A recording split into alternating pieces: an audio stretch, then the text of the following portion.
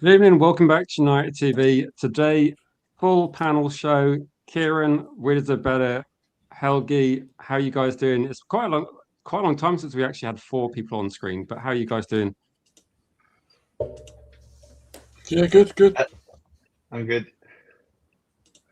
I'm really happy to be here, and what a lovely panel.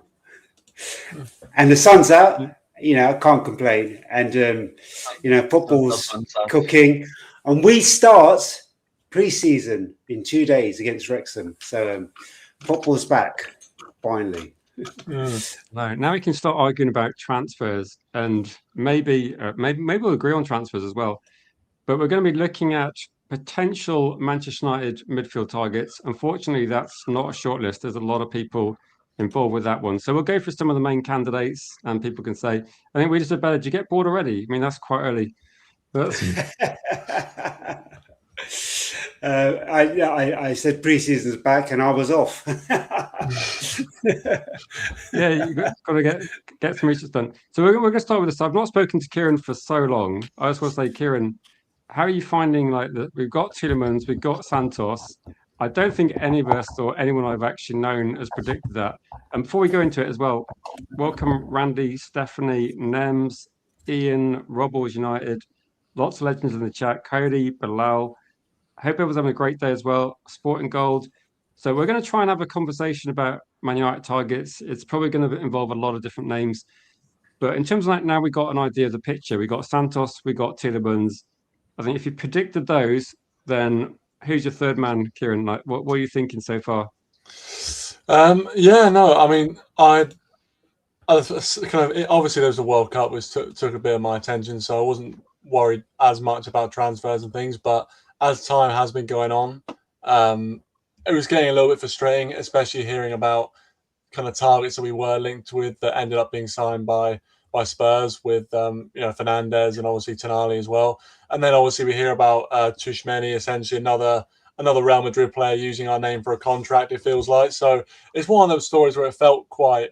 It felt quite frustrating, and I was a bit worried, thinking, all of these targets we've mentioned previously, they're kind of dropping one by one, and then we get kind of two signings in a matter of days, really, in Santos and then Tielemans out of nowhere. I'm not sure you guys really seen any links, but I certainly hadn't seen us really linked to Tielemans or even Santos before they were announced. So completely out of the blue for me, but I'm happy that we are kind of making a move at least, and getting players in early before pre-season. I'm sure there's more to come. I hope there's more to come, but some really interesting ones considering I didn't expect them to come in. I think, Tielemans, we've seen what he's done at Villa. I think the reaction, and we're speaking about this on Monday's show, the reaction from Villa fans about Tielemans leaving shows you just how good of a player he was for them, and hopefully how good of a player he'll be for us. And obviously Santos as well. Again, Chelsea fans' reaction to him leaving, they felt like he didn't really get a fair chance at Chelsea under a senior. So it's one of those where I can't say I've watched a lot more of Tielemans than I have of Santos. I remember Santos played at Old Trafford last season, I think, and looked decent. But I haven't seen a huge amount of Santos. I've seen obviously a lot of Tielemans. He's been in the Premier League for a while. I was frustrated at the kind of very start of the transfer window, but I think with those two signings, it looks like we are starting to make some moves. And I think at the end of the World Cup, that should continue hopefully. So feeling more positive, I'd say, than I was last month. Just a quick question then. Do you think do you think the third midfielder is going to be one of the names we talked about, or do you think it's going to be like a Tielemans? Because with Tielemans, I saw David Ornstein said Man United are in advanced talks, and as I looked, went, oh, okay, that's interesting. It was pretty much here we go about 10 minutes later. So do you think it might be like that, or do you think we're going to be? Are we going to see the end of the BALEBA saga, etc.? What's your thoughts? Well, yeah, I've seen people talk about BALEBA, obviously KONE as well. I think it's so difficult to predict because honestly, as you mentioned, I wouldn't have predicted Tielemans whatsoever. I wouldn't have predicted Andre Santos whatsoever. So in the end, I'm willing to trust our strategy and our scouting department. It looks like we are aiming for Premier League players. Obviously, last season we brought in Bumo and Cunha. This season, Santos and Tielemans already. So it does look like we're going for a bit of a Premier League proven flavour, which I don't mind too much, especially if they perform as well as Cunha did last season and then Bumo did in the first part of the season. So, yeah, I mean, it's so difficult to predict that, Rich, to be fair, because I could sit here and say that, BALEBA maybe looks the most likely because we've been linked to him before. But then, give me one name then. Before I get everybody else involved in the conversation, give me one name. If you can sign the third person, who do you want? I mean, to be honest, I like KONE. I do like him. Saw a bit of him in the World Cup. I thought he looked decent. But I'd like to potentially for him. I wouldn't mind him coming through. I mean, to be honest, a few of the others have already gone. Really. Obviously, with Mateus Fernandes, Tonali, and Tushmeni, I think those three one of those three would have been my pick, but they've obviously all gone now. So I think I do like the idea of KONE. So off the top of my head right now, I'll say KONE, but I'm sure there's other midfielders out there that will get mentioned that might be better suggestions, but I'll go with KONE for now. Yeah, I might have to give myself a new shortlist because I think that my top 5 targets have already gone, unfortunately. Where does it better? Do you have we've been talking about this quite a long time, and quite often you're in the comments with different suggestions as well. Do you think? Quick question for you: do you think Man United could potentially get 2 more players? We've gone quite cheap. What do you think is going to happen with a third deal? Or we've got money to spend. I think any of the targets we want is achievable. We have got some money to spend, but how do you think it's going to go? So when you say 2 more players, do you mean 2 more midfielders or just 2 more? Yeah, 2 more midfielders. I know somebody was saying they thought Sanderberg might be not that expensive, and then does that open up for another potential? I'm not saying we should do that. I've got my own views, but what do you think is going to be number 3? I mean, that scares me. It takes them about a month to do one deal. I know they've done a couple in a few days. I think they've done 3 in 3 days, which is you could have knocked me down with a feather. But it's still kind of like a 2-month period is what I look at. Edison must be kicking himself for going to that World Cup, because I truly believe that had he not done, regardless of all the noise around his fitness, I think that deal would have happened. I think they just kind of looked at it and they found a way, because there's still not enough collaborative noise about what happened there. And, his own club are adamant that he's perfectly fine.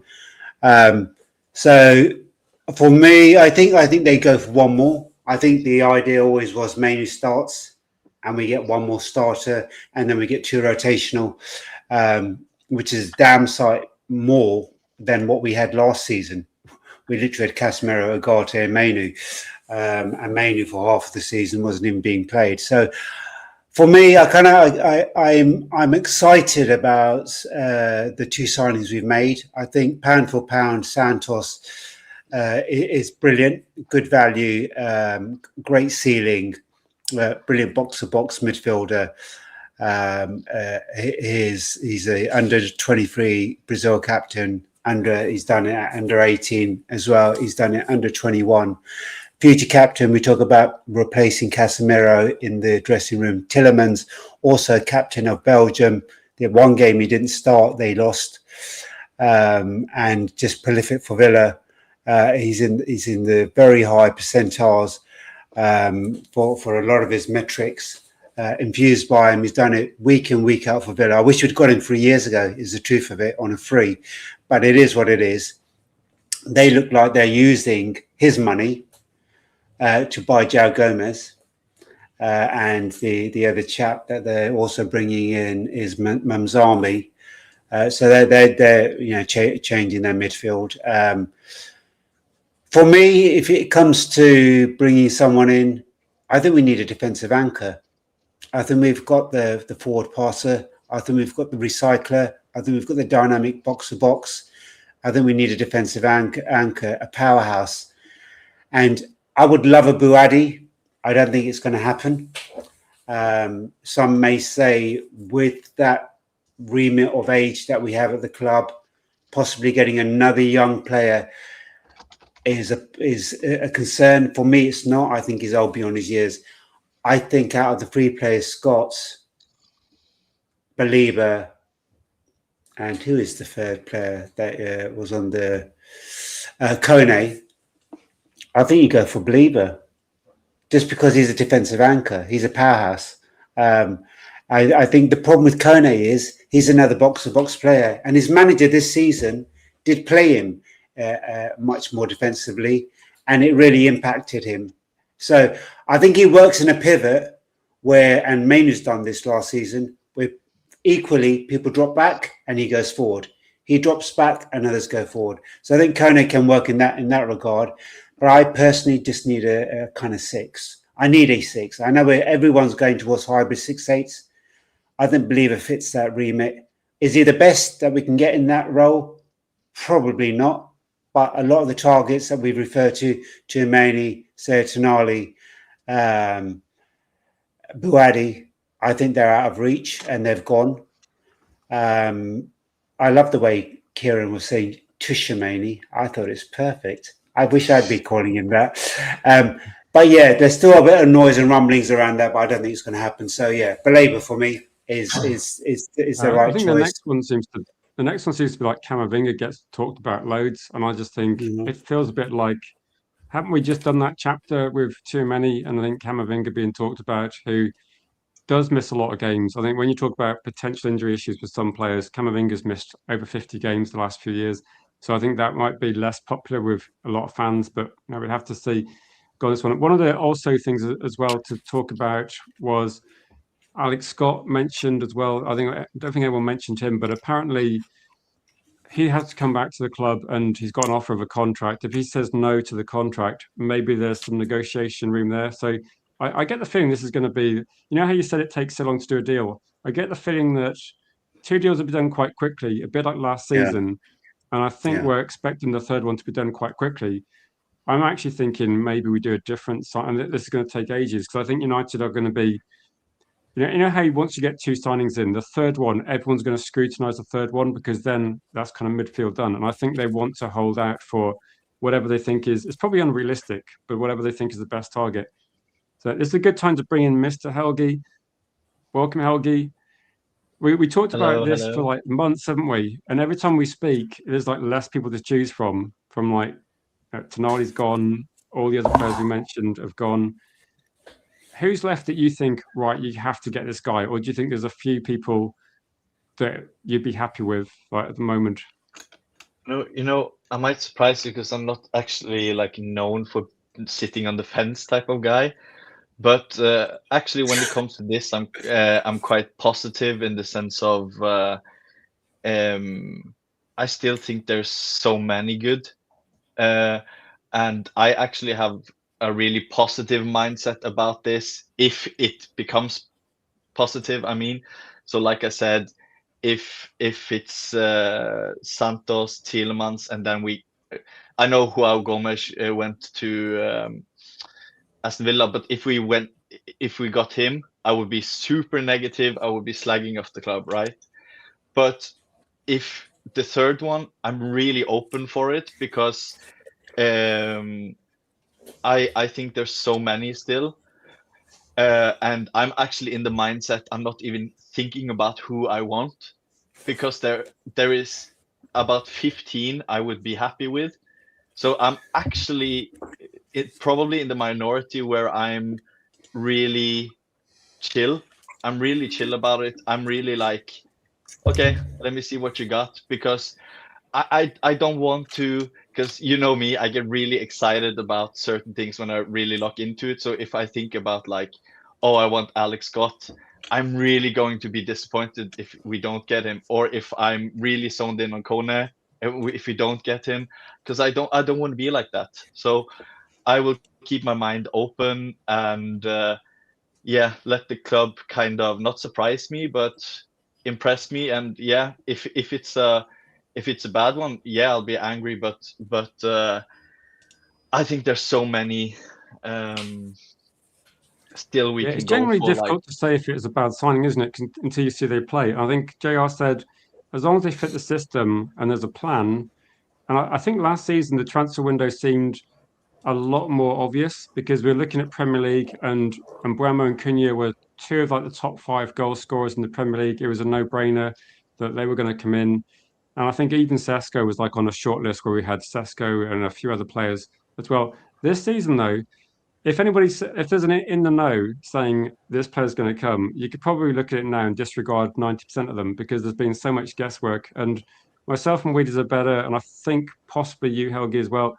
We've been saying for about a month saying that it's so unlikely to get someone like Tchouameni, but there's still stories out there about him, and so and maybe at the moment I can't mention a single name on the channel about people getting really kind of like divided. So Helgi, you're actually one of the more neutral people I've spoken to in the last 2 weeks. Not because, like I say, that doesn't mean I'm happy with whoever. That just means there is such a good market for central midfielders, and like I said, there is a huge difference between, like I said, for people who hasn't heard the analogy, but I said I like pizza, I like pasta, I like hamburgers, but I don't want it on the same plate because it doesn't fit. So there are players that I like that I don't want anymore because of who we already have gotten. So I have to think about, like we deserve better said, he wants a 6. I don't think you will get that, but I do think the next one will be a bit more defensive minded, but I don't see I really feel the way we are going, the way we are playing, it's going to be, like you said, too switching. But for the third midfielder, the criteria they have to have is I have to see them be able to start against Arsenal alongside Mainu or alongside Tielemans and be like, yep, I'm ready for it. And that's who is that? I don't know, but it has to be, because we can't start with Tielemans or Mainu against them. We can't start with Tielemans and Andre Santos or Mainu Andre Santos against the better teams. So we need a player who fits alongside Mainu or Tielemans, in my opinion, and who that is. But it can't be like, I'm really a fan of Sander Berg, but I really don't want him anymore because like he could be the third midfielder, but we can't have a window with Andre Santos, Tielemans, and Berg. That's and all of our dreams, everyone in the chat basically, and all of us, everyone dreams of Wadi, and it's like Tchouameni. I'm sorry, but yeah, it's more likely me getting with Sydney Sweeney at this point. I think he is going to City. Sorry, I've really got to look up who Sydney Sweeney is because I keep hearing that name. I've got absolutely no idea. She is Boadi basically. Really? But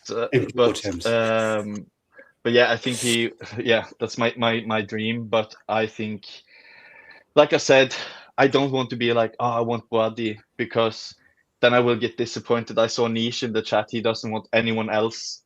And I don't want to have that mindset because I don't think we are going to get him. Does that mean, yeah, but we should be a club that, why can't we dream about him? And I agree with that, but also I think he's gone to City. But yeah, I'm also a really intelligent point by WDB about KONE. I've watched him, like I said, in both Bundesliga and Serie A. So I watched him for about 6 years already. And he is correct. He is not a 6, although he has defensive. He is a really aggressive. He is like a Anderson in some ways, like a really aggressive defensive. But he is a lot better offensively than people think. So WDB is correct about he was used in a different way last season. But also, I think that's why people have opened the eyes up a bit for him, because it suited. When I saw him last season, I was like, in the start of the season, I was like, saw the way they were using him, and I was like, isn't that a bit too defensive for him? Because they don't. But he seems to do that role really good. So, yeah, I don't know. But like Kieran said also, I think KONE may be top of my list, but there are so many. But if you look at the age profile, though, we have Mainu, who is 21. Yeah. Yeah, about that. Andre Santos 22. You have Tielemans who's 29, and if we then get KONE, we have a good like age thing there. And let's say we have Tielemans 2-3 good seasons. When he moves on, then KONE will be about 28, and the other ones will be, and then we can get a new one in. So there's contingency, or what's the word, in the midfield. So age-wise, I think getting a 25-year-old also. Yeah, and also, okay, I think Camavinga is on the top of my list, and yeah, I know injuries, I know stuff like that, but Camavinga has been he has been my Boadi since he was about 17. Camavinga is he is probably, I want Camavinga more than Chumini, and I don't care if someone calls me stupid for it. I have always loved Camavinga in every single way, and also the fact that he can play left back would suit us really good, to have that option for a really talented player who can also play left back. Yeah, Camavinga is my number one, 100%. Yeah. Yeah, go for a few of the comments. Depends what people are thinking. Camavinga from Madrid could be the third signing, says everything Carpi. I think the cost for Camavinga seems like lower, isn't it? It's like £50 million, something like that. I think at the moment, as far as I can understand, Camavinga doesn't want to leave, but I think journalists are pushing this story. One of the reasons is they do think that Real Madrid might have to sell somebody, but they're linked with making some big bids on other players as well. So it might be that they want to sell to buy. So, I mean, Kieran, we talked about this all the time. Convince me that Camavinga's not after I don't think Camavinga's after a new contract. I think Camavinga doesn't want to leave. That's the issue I've got with this story. Yeah, I always feel like when we're linked to kind of Real Madrid players, it never seems to end well for us, really. I know obviously Casemiro came and overall did a pretty good job, even though he had periods where it wasn't so great towards the end. Obviously, the fact he got that send-off showed that the fans had the appreciation for what he did.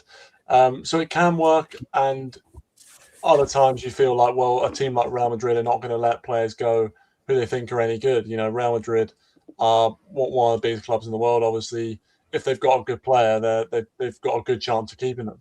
I mean, yeah, Camavinga is another one of those players who, it feels like it's not necessarily a realistic deal, but at the same time, I mean, I feel like with transfer windows, you can be surprised. So I'm not necessarily taking it off the table, but I would be a bit worried in terms of players from Real Madrid who you feel like these sorts of big clubs don't let players go for any reason, or for no reason. Sorry, it feels like if they were to let him go, it would have to be because either he was forcing a move, or there was a reason that Real Madrid knew, maybe it's to do with like him being injury prone or something that they would be happy to let him go. So that's the thing that does worry me. But he's obviously a good player. I mean, he's someone that is still obviously young as well, only 23 years of age. So again, like he'll have a lot of time to progress as a midfielder. But yeah, I mean, listen, it would excite me if we did bring him in, but at the same time, there would be a part of me in the back of my head just think that, as that comment just says, perfectly summed up my point, is that these clubs, especially when they've got a player that's 23, maybe if they're like 30 plus, they might let them go. Like Casemiro, for example, I feel like Real Madrid knew that he had one season left at his prime, and then he was going to start to kind of decline a little bit. So they're happy to forego that season in his prime. That meant we paid the money that we did for him. Camavinga's 23, so I'd be quite surprised if Real Madrid let go of someone of that sort of age. Especially when it looks like he's got a lot of time to develop. But he's an exciting player, definitely. At the level he's played at such a young age, he's obviously an exciting player. If I can shoot something in there, I agree, and you are right. But I've always said with Chumini, it's not happening. He's going to stay. And I agree with everything you say about like if they let someone go, like they know and stuff like that. So everything you say is correct, but I don't think it suits Camavinga because one, I think it's realistic because they need money, like they really need money. Number two, I think if it was any other coach than Mourinho, they wouldn't let him go. But I think he isn't a Mourinho player at all. They have bought Cucurella, so they have 2 left backs, so they don't need him for any cover. They have Valverde and Tchouameni and Bellingham and so many good midfielders. So if they are going to sell, if I look at that squad and who would I sell? I would not sell Camavinga, but if I look at in the eyes of Mourinho, there is like, are you going to sell Vinicius? Are you going to sell Mastantuano, Güler? Like there isn't that many players of value at all to sell for him. Like he is not selling Valverde, he's not selling. So if you are Mourinho and you look at that squad and they say, is there any players you could sell? I imagine he would say Camavinga. So I don't see it as unrealistic, and I don't think we should be worried for them letting him go because remember Mourinho has let so many good players go because it don't suit him, like De Bruyne, like Salah. So I agree with everything you said, but I think actually in the case of Camavinga, if you look at him specifically, I think it's not. I think he will go, but I also believe the chat, everyone in the chat saying he don't want to go. That I think is true. I don't think he wants to go, but I think they will have to sell someone. And if you look, I'm gladly if the chat will come up with example of players they can sell because I don't see any other player that it makes sense for Mourinho to sell other than Camavinga who has any value. So yeah, I think they will sell him, and I think it will not be like, oh, it's because of this and that. I just think it makes sense if they want to make money of someone, it has to be him. I don't see, yeah, like defenders, like right back. I don't see any other position they have a player that they can sell other than that because they have like the world's best midfield, one of the world's best midfield. So yeah, I wouldn't be worried at all, and I see it as realistic. But yeah, like I said, if we get him, he will be one of the best in the Premier League. I'm so sure of it. He is born for transition football, and yeah, he is born for Premier League. I think Premier League suits him way more than La Liga. So yeah, just wanted to shoot that in because yeah, I agreed with everything Kieran said, but I think if you really look at him specifically, I think it makes sense. Yeah, do you agree with us about it? We talked about a couple of players in the past, and your question like injury issues with them. Camavinga, obviously, when people were talking about too many, they were saying the same sort of things, but obviously he didn't miss anywhere near amount of games. Cody's like not keen on Camavinga. I'm kind of 50-50. I can see what Helgi's saying. He's obviously a good quality player. I do get a bit worried about injuries.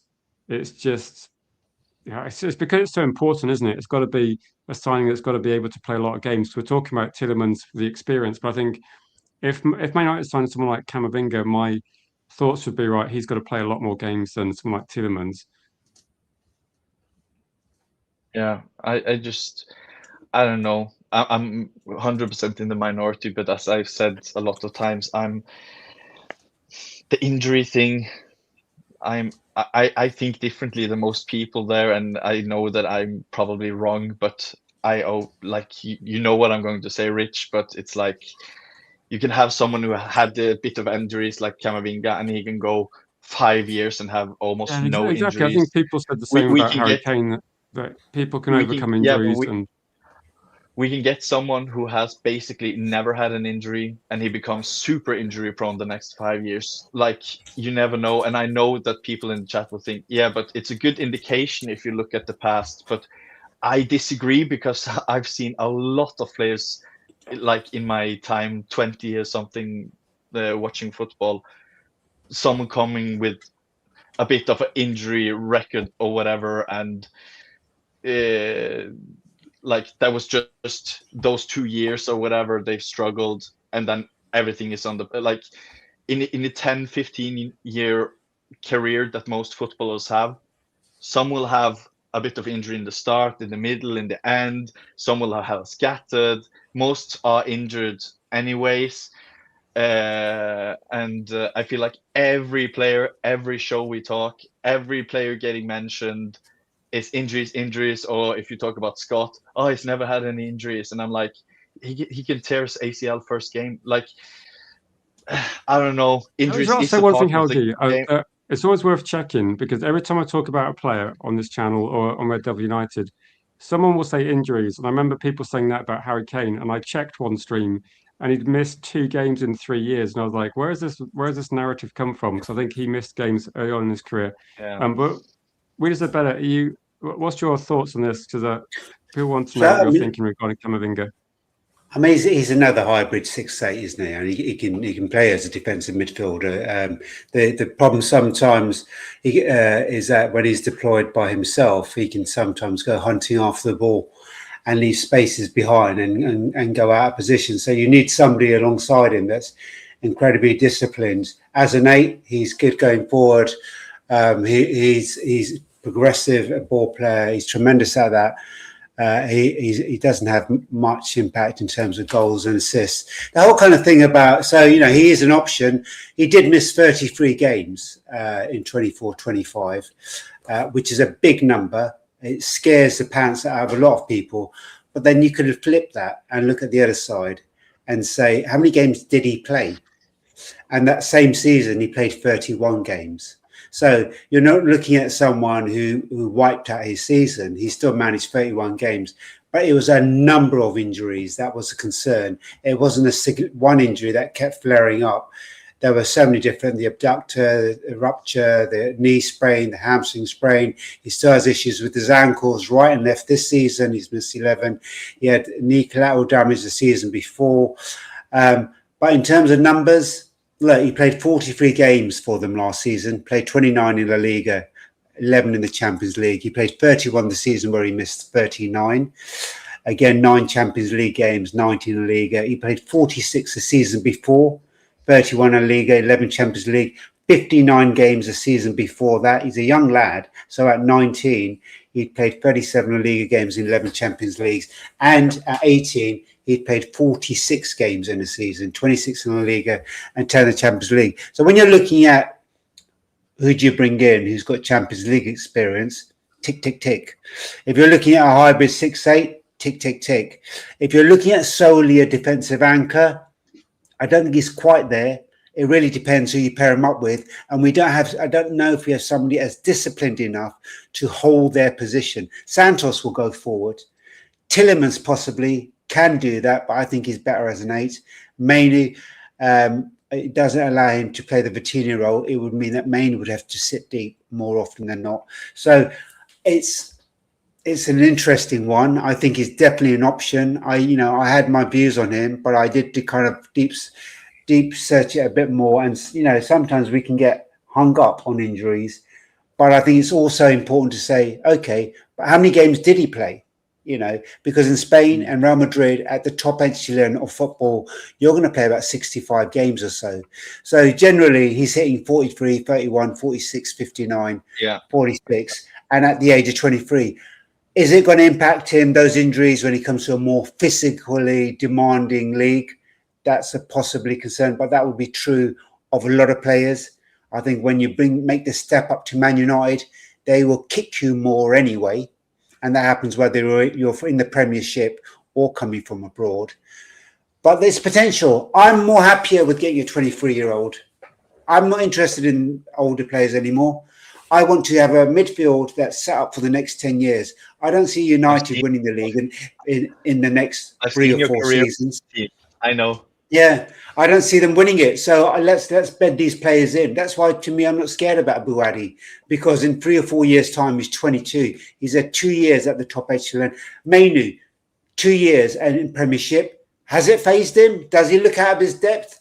He was our best player second half of the season. Mhm. So, well, let's give that to Bruno. But I'm turned in terms of someone who's completely cold, maybe our second best player last season, and he should have been starting for England. Tuchel, I'll never forgive him for that. He should resign. That's my quick nugget on Tuchel. But yeah, so I don't worry about that. And Santos, look, he's a captain in the making for Brazil. Prolific was it Gothenburg? I can't remember where he was playing abroad. Strasbourg, and did brilliantly there. Made it his own, and then came back and played 46 times, I think, 36 times last season for Chelsea. So all this talk about he doesn't get picked. 20 starts last season he had. So I think he's an exciting player. I like the way the midfield's shaping up. But I think the next signing is really, really important, Rich and Helgi and Kieran. We've only spent 80 million on midfielders. We have the capacity of spending 120 million if we want to, right? So they need to get it right. And I think I agree with you, Rich. They may delay. This is one they possibly can delay, but I don't want them to delay too long, because before you know it, end of August is here and the season's starting. I want all our signings for once, please, just once in the last 25 years, to get our signings in before the season starts. That would be so helpful to the manager who's starting his first full season. Again, 10 new Premier League managers are starting their first season in the league. United could have gone hard this year and bought in loads of players. I still hope they will. And we could have cemented second, because I think Arsenal have won the league again. I think they're doing business properly. And I think they're getting their depth with quality depth. I think they will win the league. I think there's other players. Maresca, I don't trust him at City. Areola at Liverpool, new season. We've got a man, Alonso at Chelsea, although he's got one game a week. So I think that it was there for the taking. I really hope that's the mindset. And I think that we get more players in. Left back is very, very important. I hope that's the next signing. That's why I all the reports are saying that we are preferring the midfield and left wing or attack or something, and next summer we are going to adjust the left back, and that's also one thing that I really want with Camavinga. Just imagine, for example, Shaw or whatever, and just once in a while then releasing Shaw, giving him on the bench, and then putting Camavinga on at left back, and then the midfield. And also what also excites me with Camavinga, he really suits playing with Andre Santos. He really suits playing with Menu. He really suits playing with Tielemans. Like, all those pairings makes really sense. And I love the fact that he's left foot. So if we play with him at the left 6 or left 8, we have, for example, Lisandro or Heaven. We have Camavinga and we have Shaw. So we have 3 left footers who can rotate in each other. And I think that's also an underrated thing, that when you have Camavinga on that side, that, for example, you can put in those crosses from outside the box because he's a left footer. And also, one thing I really love the most probably about him, except for the player itself, is the price is so worth it for me. We paid 50 million for Ugarte.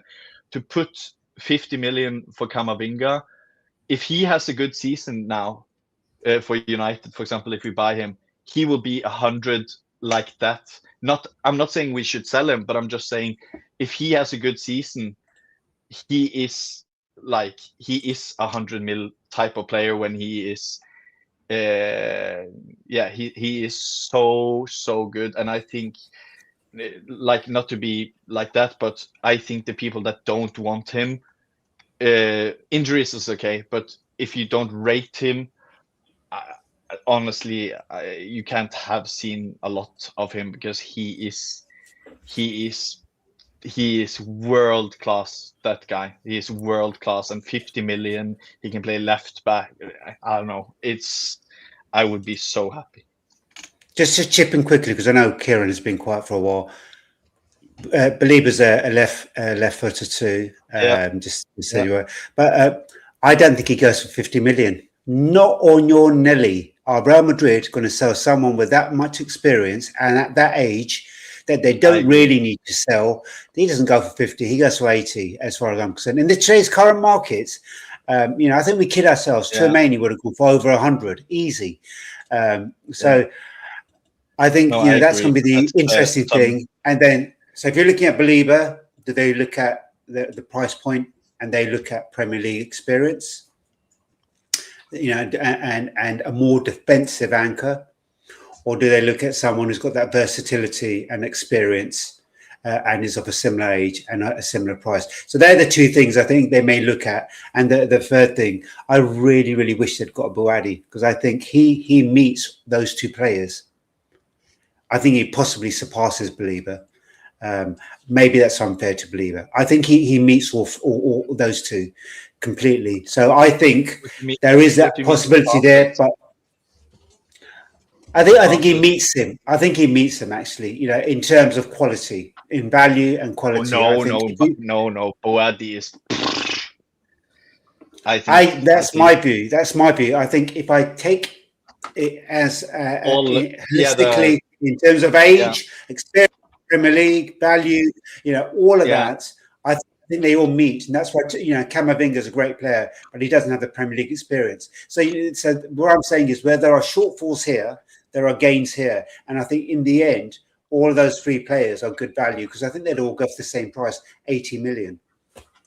Yeah, no, I agree.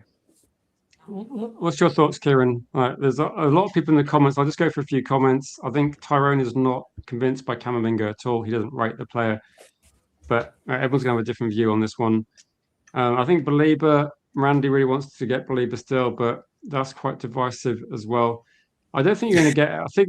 Do you know what I said? You know how when you talk about the signings, like say Tielemans, Santos, I think the third signing is going to be make or break for a lot of fans, because once you've got a couple of players in, like for me, when we got Santos signed, I was like, okay, Santos, good signing, going to be a good player in the future. Chelsea fans rightly disappointed. I don't really care about the price. I mean, it's a long-term investment. And then you look at it and think, right, second Tielemans, bit of a surprise one.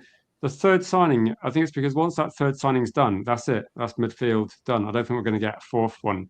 And I think for everybody, you've kind of got an idea in your head, like I do like Buadi, like we said better does.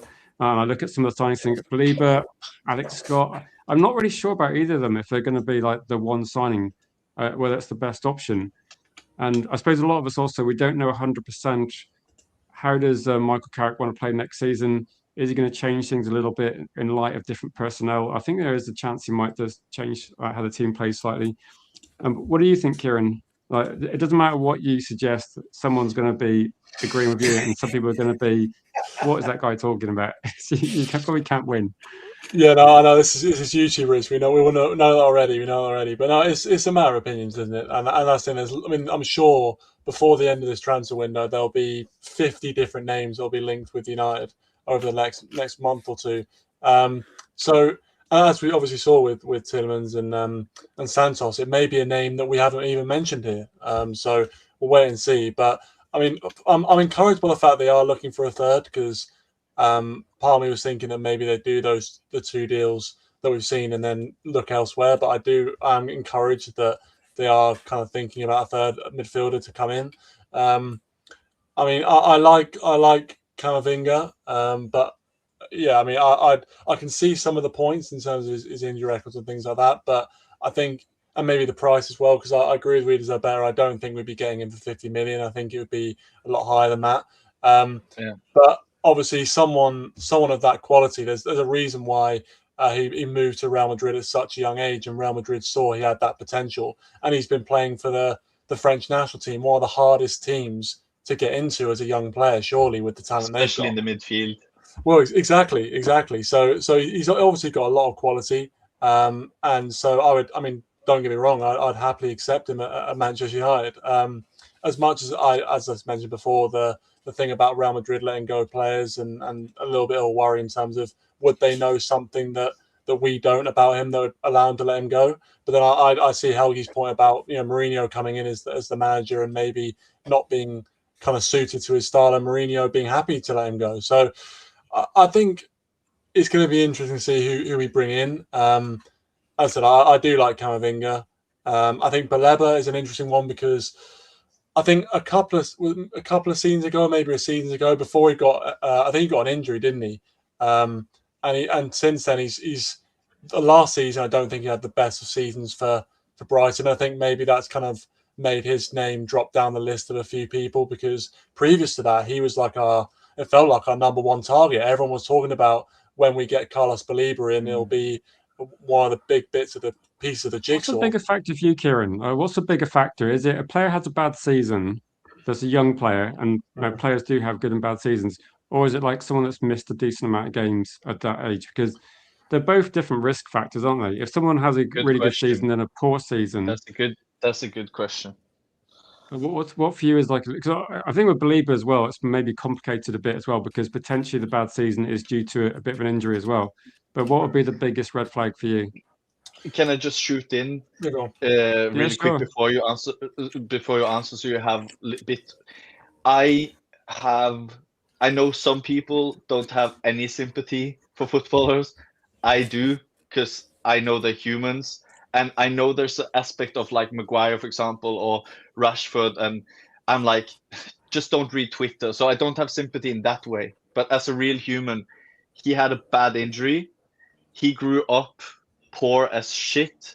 BALEBA, as a United supporter, as a kid in Africa, he loves United. So he was this close to getting his dream move to United, and it fell through. Like he was so close, like everything was agreed. It fell through, bad injury, and his dad died. No, the caveat was his mother died 2 years ago. Her mother. 3 years ago. He didn't recognise, and she died in Cameroon. So he missed her passing. Yeah. It took him two years to finally commemorate her death, which was last May. So that's, he's a young lad who's lost his mother. Exactly. So I think a lot of things. It was the perfect storm. A lot of things came together. What do you say? Accumulation. Sometimes this is football, and sometimes it's cutthroat. United have to kind of look at that. If it was a 29, 30-year-old, I would not say the same. But this is a young lad who's like, it's Manchester bloody United. Imagine if one of us was this close to signing.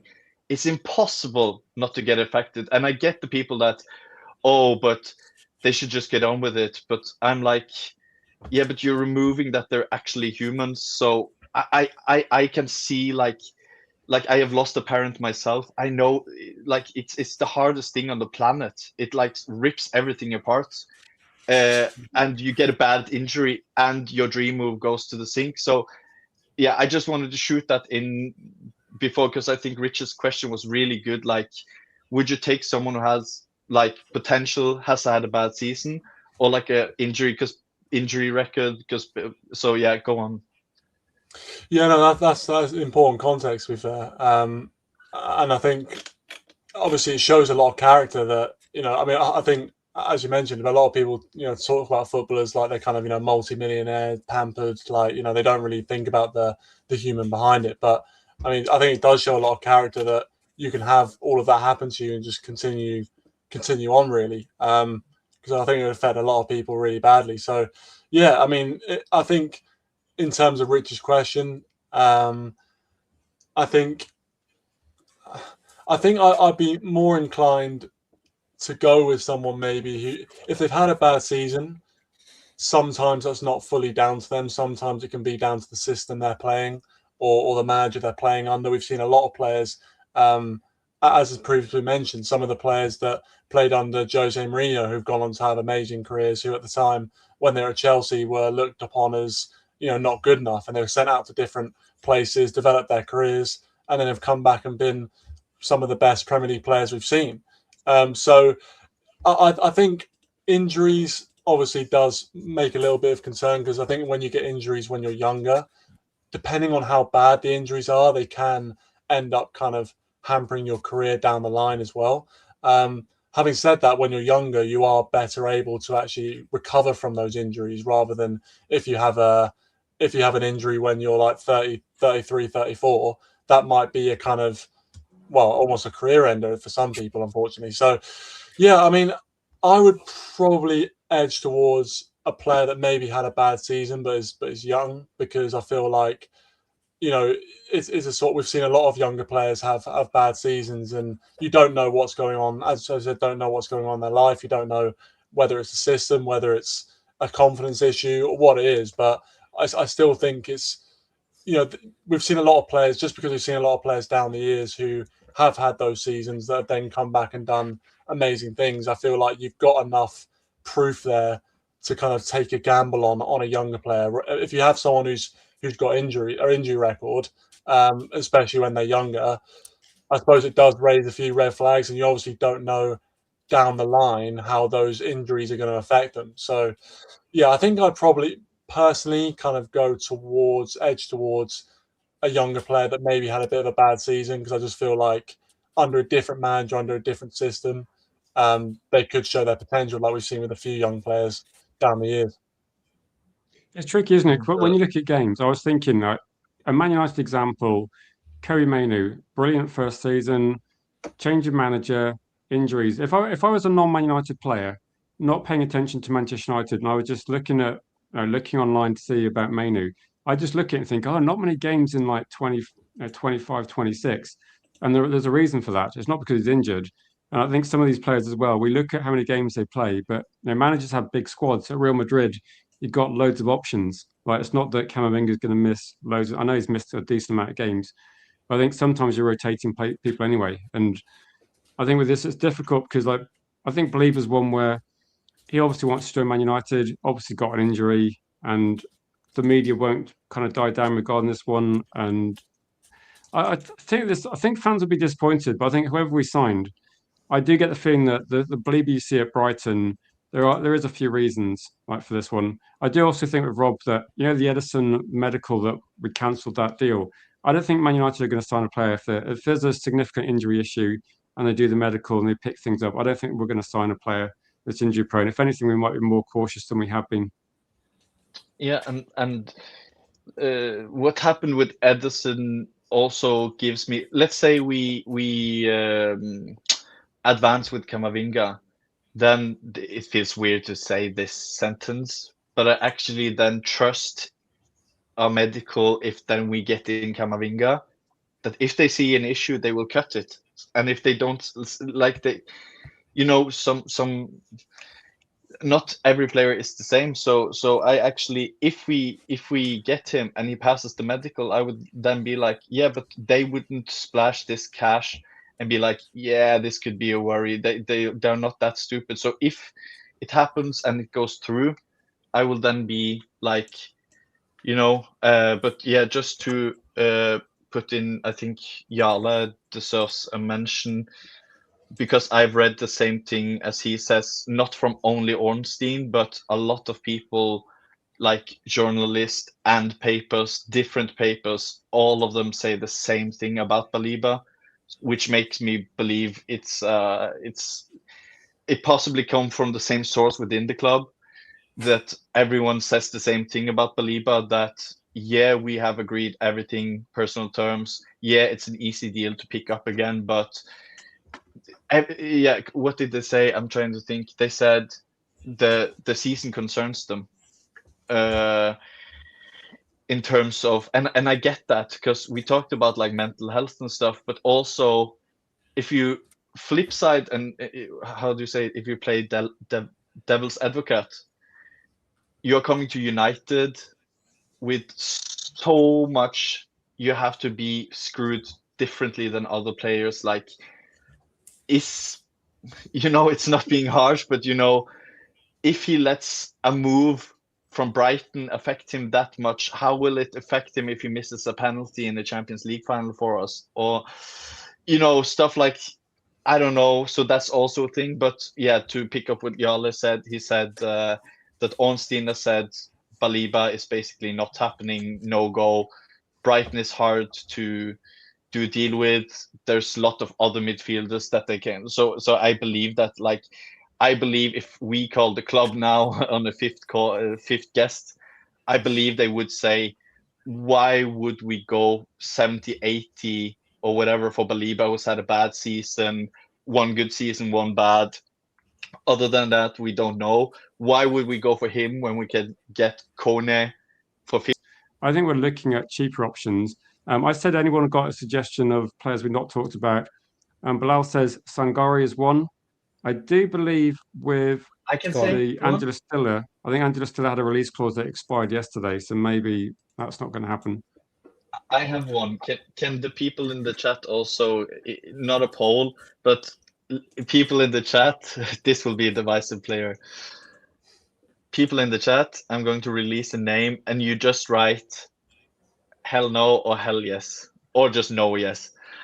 So my name is Locatelli from Juventus. I think he is such a Rodri ticking Fabian Ruiz ticking type. I think Locatelli is such a left field, I know, but he, as most of you know, I'm a Juventus fan as well, and yeah, I've watched every game of him for years, and he is like a Rodri, like such a conductor, he is like Sander Berg on crack. He is, yeah, Locatelli. I would love Locatelli. How he's adamant on ensuring we get an Italian midfielder. Come hell or high water, we will have an Italian midfielder by the end of the season. Just quickly on Berber, right?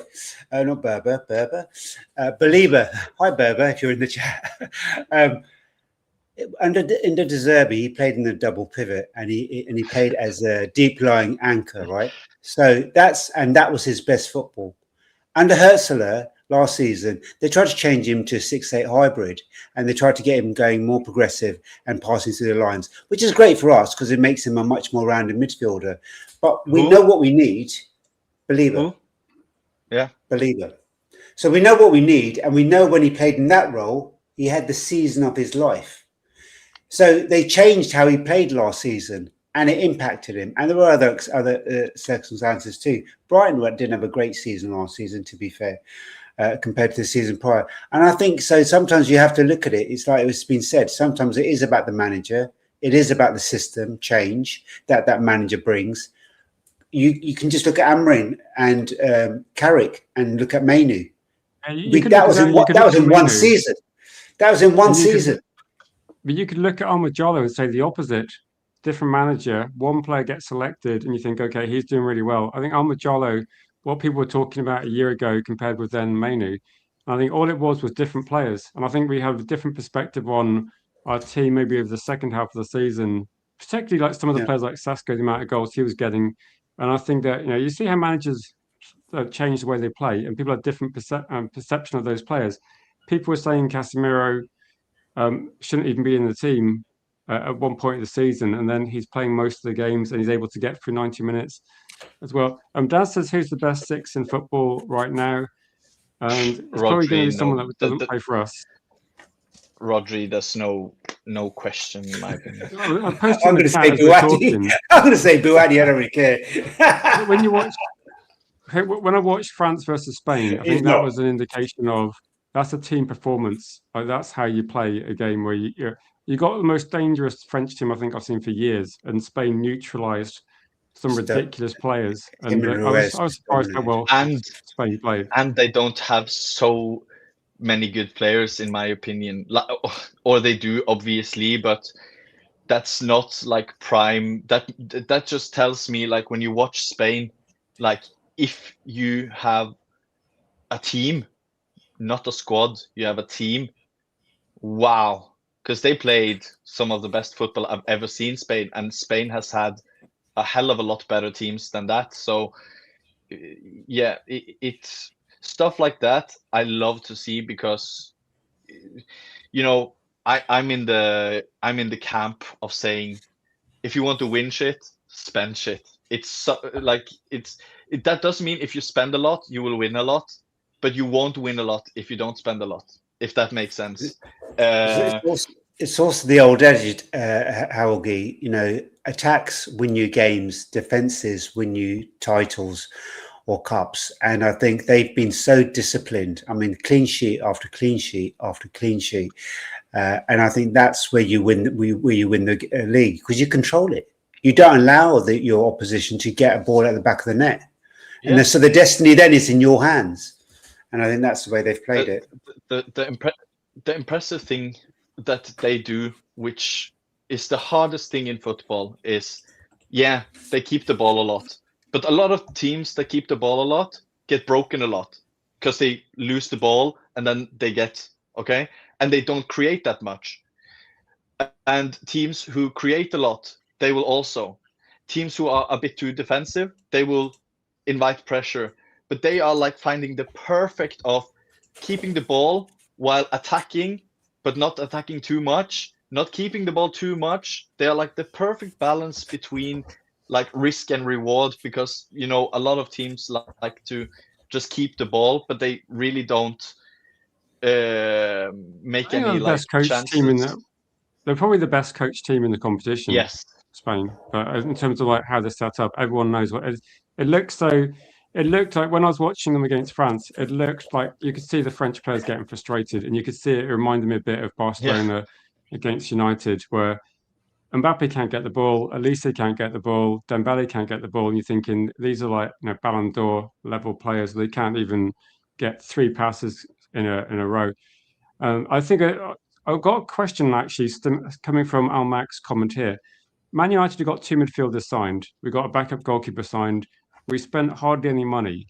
Man United generally spend a decent amount. Like over the last decade, it's usually a decent amount. Well, we can argue whether we spend it wisely, but usually we spend. Net spenders. Do you think? I'll start with Kieran. Kieran, do you think we're going to spend a decent amount of money this window? But the fact we signed cheap players, do you think that means we're going to go very big on a player, or do you think it means we're going to go for depth and go for numbers? I have a feeling that we'll kind of go more towards the numbers. I mean, I think especially if we look at how we did business last season, Cunha and Bumo coming in, obviously, like what was it, kind of the biggest fee was about 60 odd million, was it for Cunha, or maybe a bit more, a bit less? But yeah, maybe Sesko might have been the most expensive with add-ons, probably, but they're probably about 65 to 70-ish. I think actually Mbeumo was 71 with the add-ons, but that sort of price.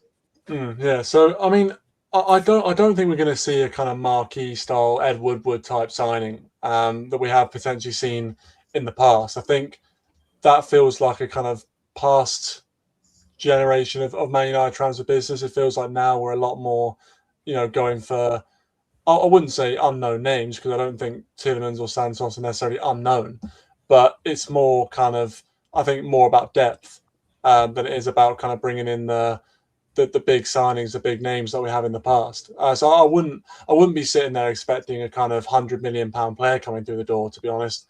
I think that's not necessarily a bad thing, especially if you buy cleverly and you do shrewd business.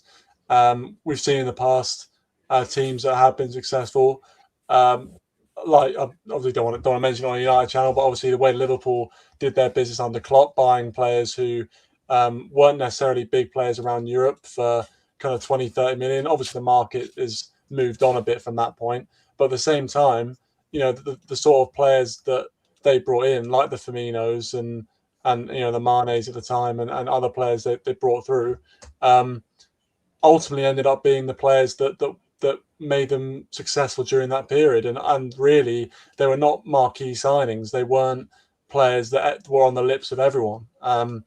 So I do agree to a certain extent that if there is a no-brainer big deal that you can do that doesn't kind of ruin your transfer strategy, 100% go for it.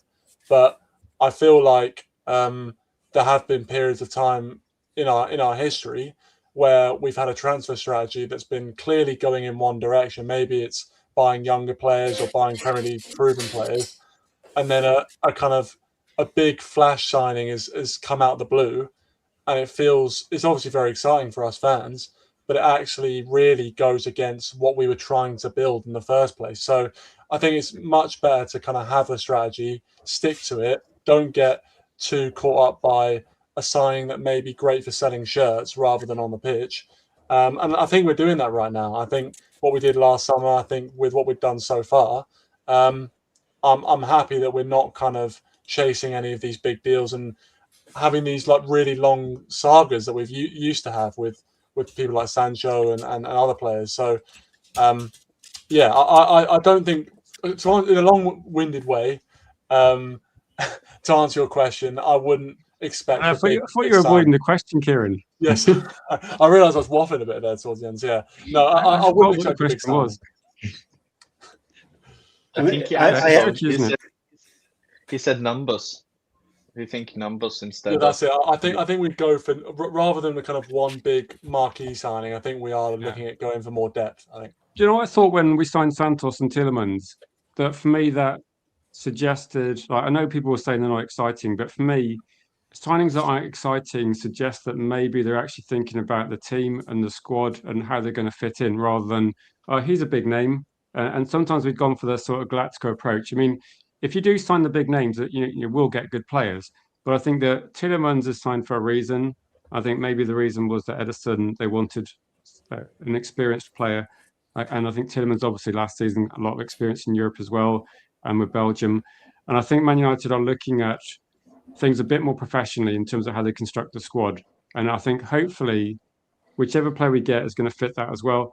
I do see people like this as an emerging rumour from Man United channels, I think, where people keep mentioning Vinicius Jr. and I go, be careful, because G-Wolf will read it and start getting excited. You have to be careful about these things.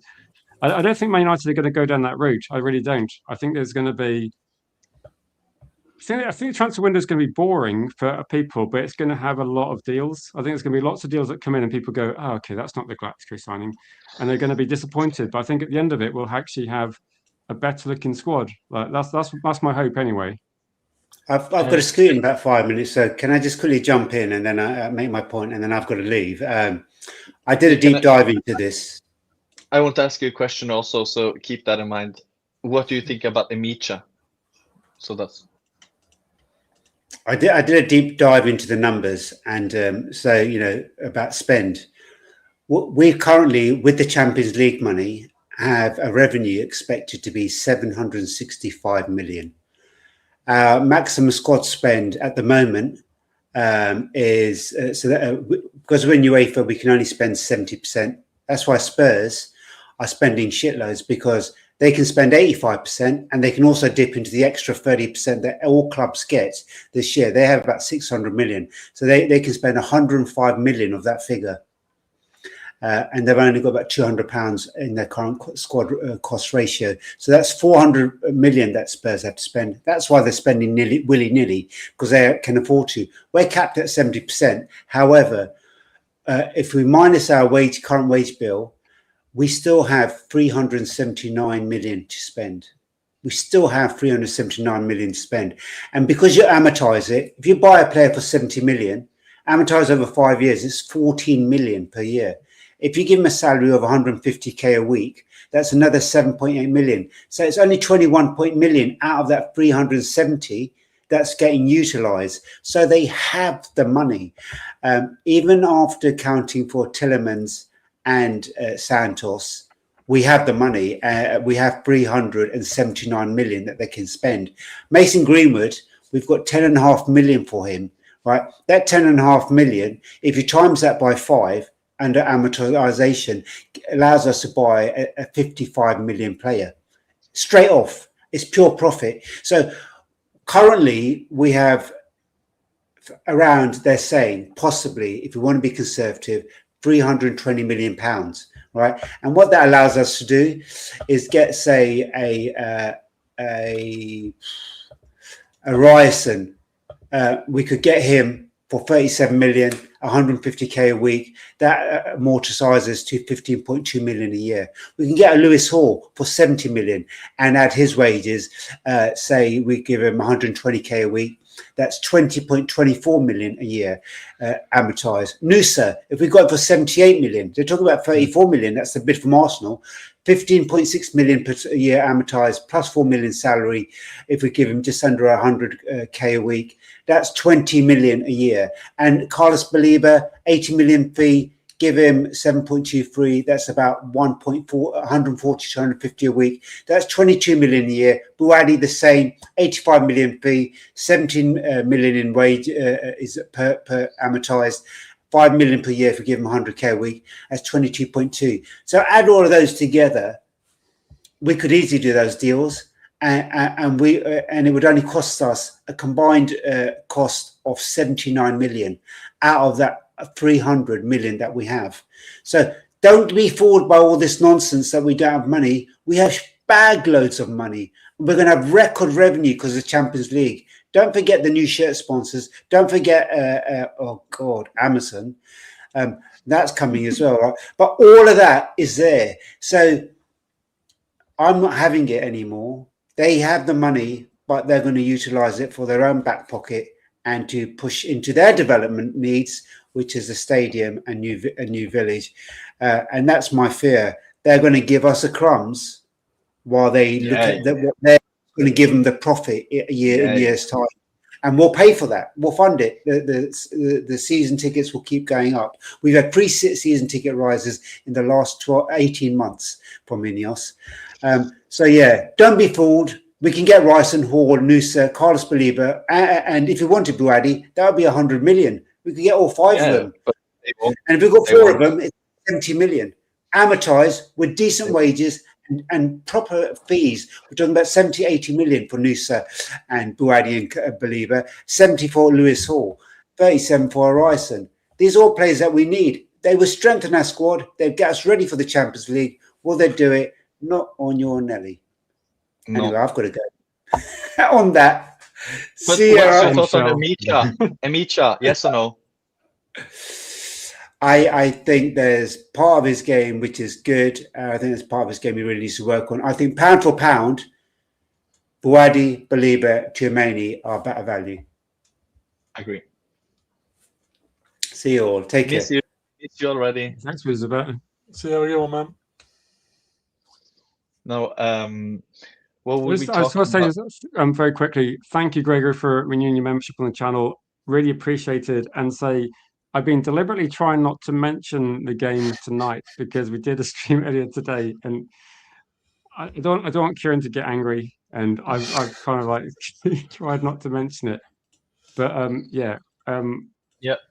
unfortunately, thanks for your support, Gregory. Unfortunately, we're just all a bit disappointed about Tuchel not being sacked, I think is what I want to say. I wanted to shoot in because before he had good evening. No, he's definitely someone that Nameka's been mentioned a lot, and to be honest, I don't know. When I saw that the price seems to have gone up to a level where I'm thinking it's a bit too much as well. Same. The good thing about him is that he goes under the English quota, and we need that. We don't have so many English players anymore, so that's also a thing. But that doesn't mean we should sign players just because they do that. But I'm just saying, I would be happy with him as well. But like WeDB said, I want the other players more. But I wanted to go back to before he had to leave. You asked Kieran about what do we expect from the rest of the transfer window, and if I were to put my PlayStation on something, my valuable, precious PlayStation, or your assets, I would, and that's me again being actually a bit pessimistic, but if I were to bet my life on something, I think we will buy a third midfielder who is actually 50, 80, somewhere in that, and Somerville, and that's a window. I think it doesn't, I don't want it to be like that, but I just have a really, that's the window, and Rashford leaves, and we get a Scott or a midfielder, and Somerville. I think that will be our window. But I agree with WeDB. We have, if we were had owners who cared about the club, we have cut the wages the last 2 years. So much wages, so much people in the club sacked, wages from players, sales from players. We never spend in January. They always say yeah, we haven't spent a lot in a long time, and also we have cut.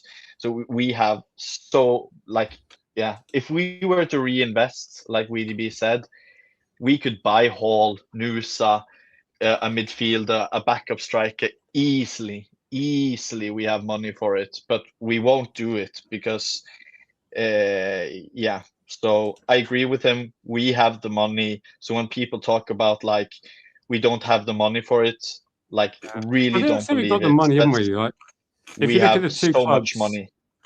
like last year, the two clubs that have the lowest wage bill in relation to their turnover, one was Spurs. Spurs are spending crazy money because they're worried about relegation, I think, and they need to get back where they should be, given the stadium they got. And I think Man United, like a wage bill, okay, it's not the highest in the league, but our turnover is one of the highest in the league. So in terms of like how much we were spending of our turnover, it was pretty low. And so Man United got the capacity, Spurs got the capacity. We could have done the deal Spurs could have done if we wanted to. We're just choosing not to. And Dan says we need a striker. Kieran, I do agree. you think we're going to be getting like? I think Helgi's a bit pessimistic, saying we're going to get another couple of players, maybe. I hope we're going to get more. And Rob's saying we're Everton 2.0, which I mean, well, hopefully Everton have been like irrelevant for decades, haven't they?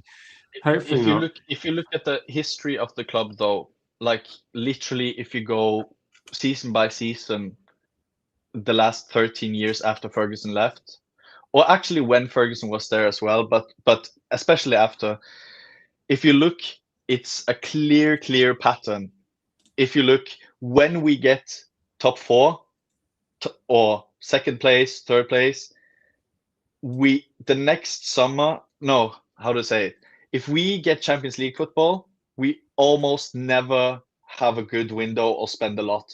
When It's we been like a drop trend, out, isn't it, for years, hasn't it? Like yeah, it's when we like we drop get out, top four, and then we said this like years ago in Red Devil United, didn't we, Kieran? We say we get a good, we have a good year, and we go right now. Let's build on it, and we spend nothing. Then we do badly, and we go right now. We need to buy back yeah, we up. drop out And of it's the top six. I remember the worst, except for the Fellaini, Moyes. Do you remember this window? We had, I think it was Mourinho, and it's almost laughable when I think about it. We had Mourinho, and we were kind of on the way up, and we were expecting, okay, now let's build. Do you remember that summer? It how was do we get? Dalot. It was Dalot, Fred, and Lee Grant. Dalot, Wow. Fred, and Lee Grant a whole summer. That's scary. I was going to say, knowing how Mourinho operates, that gives him literally nothing, is it? That's literally nothing. That was the season we came second, by the way. Oh yeah. And we were, yeah. And he was like, I need a centre back, because he was playing Smalling. He was playing, I remember he played McTominay actually as a centre back that season.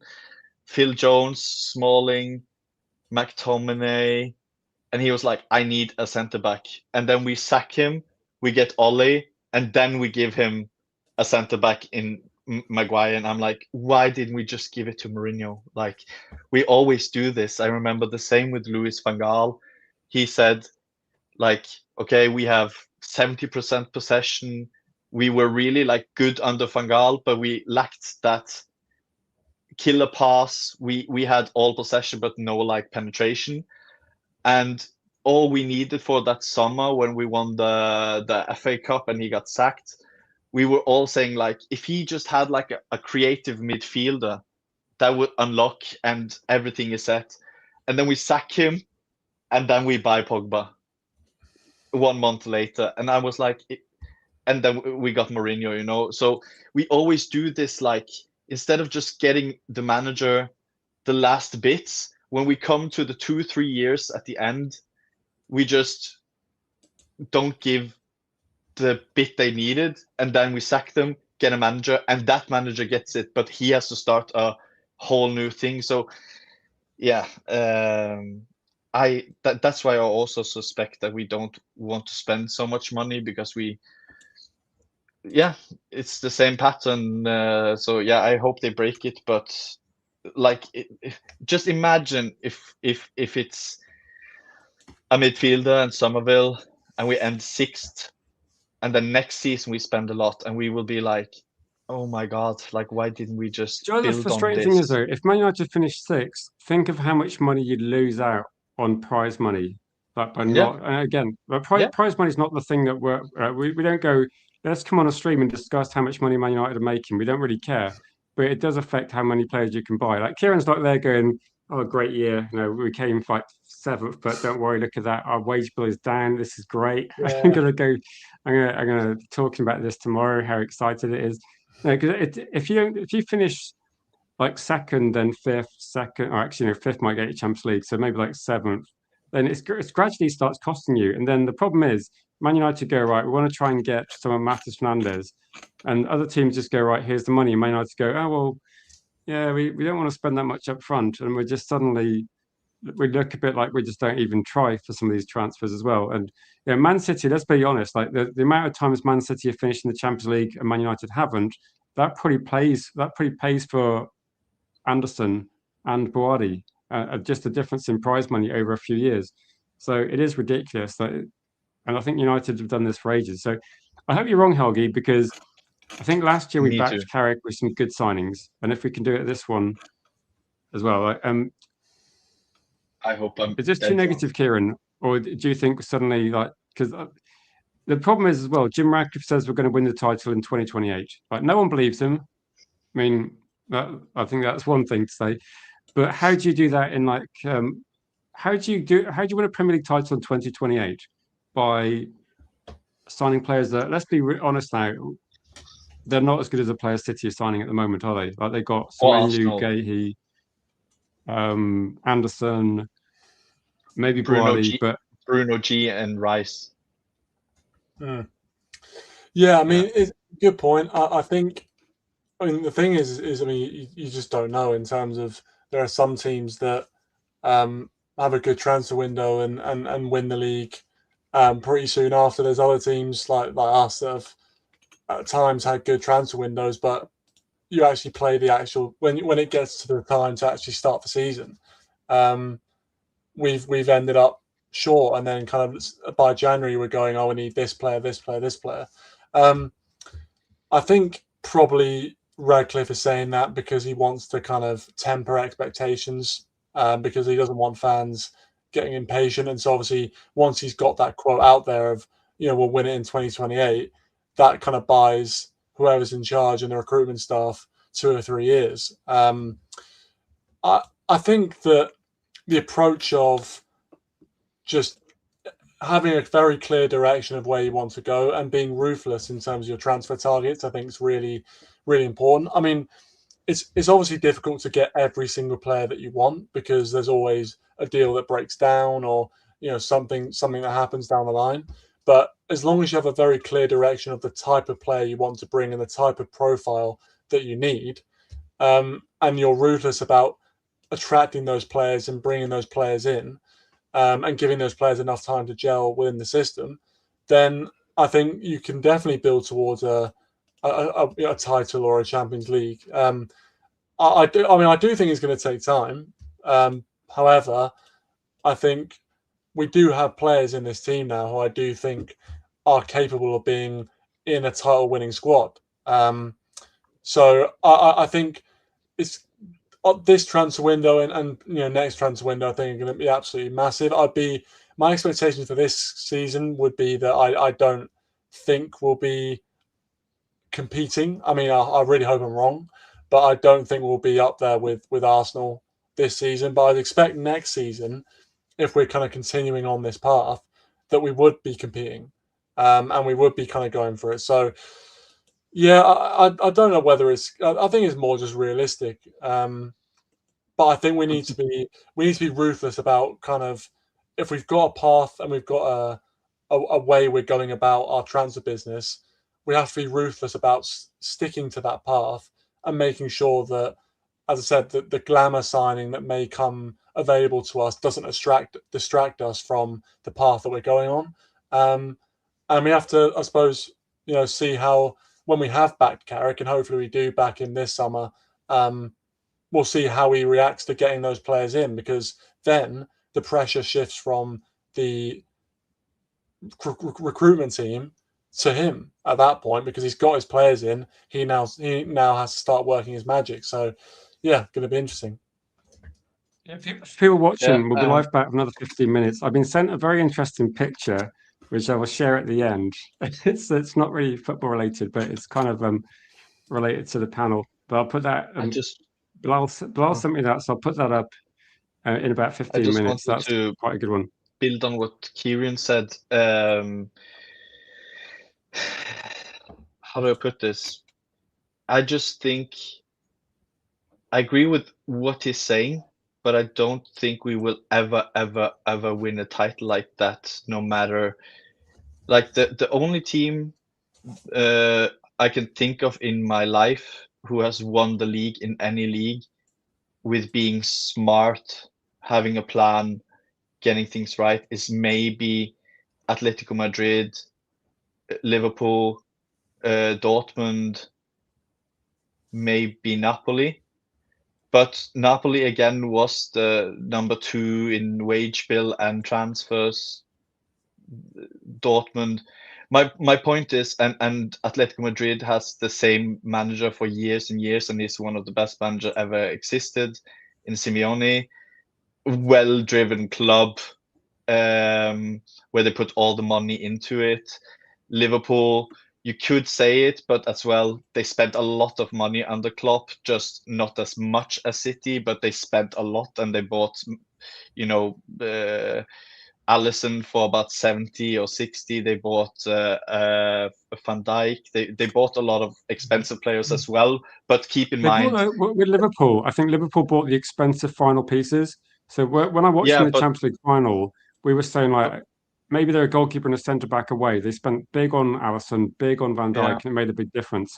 And I think with Man United, maybe that's what we need to do, but maybe we can't do that on every position we got at the moment. Yeah, but my argument against why can't we do a Liverpool, and I'm like, yeah, that is possible. It takes time.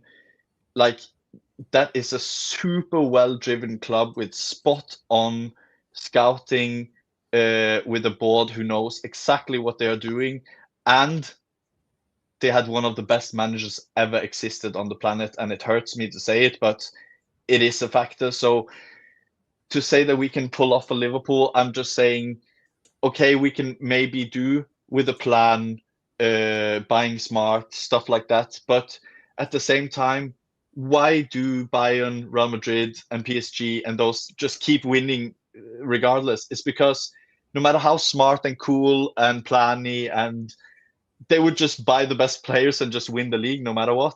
Like, there is no, like, every team that has ever won in the history of football is the most spending or the second or the third most spending, like, regardless of plan, buying smart. Like, so that's why I'm glad obviously we have gone away from a bit like buying expensive players we don't need, but at the same time I also disagree with it, my own point, because okay, but I just feel like we've bought the wrong expensive players. That doesn't mean we should never buy expensive players, because there is no cheat code in football. Like, if you're a team just constantly buying lots of expensive class players, they will win the league more often than not than the ones having like a smart plan or a structure or wage bill, whatever. Like a City or a Liverpool or an Arsenal, like they are doing, they're going to win the league most times in the next 20 years. If we don't, we have to. So my point is, how do I say it? Just because we have had idiots, like, literally, imagine we had a mom as owner, because that's basically the same as having Woodward. He doesn't know anything about football. He's just a banker, you know? So if we had my mom instead of Woodward, I would say, but Helge's mom bought Sancho, Lukaku, and I would say, yeah, but my mom's, she doesn't have a clue. Just because she spent big money shit doesn't mean, you know? So when you see other players, like when Arsenal bought Rice, like, it's just we didn't have competent people spending a lot. So I just feel like we should spend a lot of money. We should buy the best players. That doesn't mean like you get what you pay for. Like City or Arsenal will win the league because they buy the best players. Like they buy Anderson, they buy whatever. They don't try to be like, maybe a KONE or no. They just go out and buy it. Like, and some of it won't work, but I just feel like we've had really incompetent people buying those. So I would always say the comparison, like, give 1 million to Rich or give 1 million to Kieran and say, okay, invested in real estate, let's see in a year. And then you give it to like a drug addict on the street and he uses it all on drugs. It's like, yeah, but you spend 1 million. Yeah, but it has so much to do who spends it. It's just not, we spent a lot. Yeah, but who spent it? So because if you think about it, like, who in the right mind would have Martial and Rashford and stuff, and we had who in the right mind would be like, yeah, we need Sancho. Like, there was no one thinking, we need a third winger when we need so much other things, and we spend a lot on Sancho, who's had so much disciplinary issues since he was a kid in the national team, in Dortmund, in City. We don't do so. Yeah, that's my point. I was just wanting to say that I agree with us having to buy smarter and not being as stupid. So I will give credit to Ineos that I trust them a lot more than the previous owners, but I just don't feel like just because we spend a lot of money on players in the past and it hasn't worked, okay, so then we're not just going to do that anymore. I feel like you won't win the league because the other clubs will do that. So it's cool to sit there and be like, we're not spending a lot of money on players anymore. We're like, yeah, but they are still winning the league, so who's really happy? Like, yeah, Charles, I think I'll get Kieran's point on this as well. Kate Cadet, I think, is on the money here. Is that there's no problem getting younger players. I've said Aiden Heaven, Dorgu, Lamans, all great signings in my opinion. But I think alongside those signings that are quite good value for money, you've got to spend on like a few of the players. Like, you can get some good deals. Like Man United got Schmeichel for a good price. They got Dennis Irwin quite cheap. They got Cantona quite cheap. But they broke the record for Andy Cole. And I know the money's different, but it's the same sort of principle. And then Man United got, say, Evra Vidic quite cheap, but you spend massive on Rio Ferdinand. You get players come through the academy, you develop those, and you spend around them. I think United have got to look at this as a balance. Like, you've got maybe about 4 or 5 players we can list that maybe are going to have a bit of a breakout season from the academy. You got some cheap signing as well. I think we need to spend big around them. I just want to share something that Bilal sent me. Well, there's a few people still watching this one, and so this was going to be my slide set for tonight. If we needed to like refer to it, which we didn't need to because we can cover all this. And then I got sent this by Bilal, which I was thinking, who are these guys? Like, so I think you came out this quite well, Kieran. Actually, I think you do quite well on this one. I'll take it. Honestly, I'll take that. who is Oscar Isaac? I don't know. Actually, I don't It know must that all be one. actors. I don't know if that's a good thing or bad thing. I agreed with everyone. I just feel like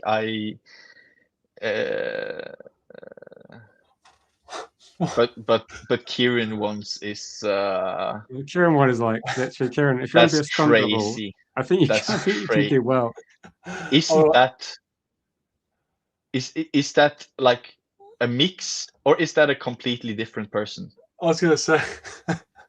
I think it's You like, get what I'm saying? sometimes Kieran likes to go to like Comic-Con, and that's just his character. I think it's Oh yeah, I mean, AI is crazy. I need to get more sun. What? It appears. I remember Kieran. I was on I don't remember. It wasn't on this channel. I was on another channel once, and you know what someone called me? Go on. It's probably just because like black hair or whatever, but it's one of the funniest comments I've ever heard. They called me at Timu. Oh yeah. They called me a Timu Dalot, and like I know I don't look like it, but that's the funny thing about it. Yeah. It's just that was some of the most funniest thing I've ever heard about. But like Timu Dalot, that's yeah. I was out for the rest of the show because it was just like so funny. But who is Evan McGregor? He's a Scottish actor, I think. He was in Star Wars. Yeah, he's in like Star Wars Train Spotting. It's his main character. Mhm.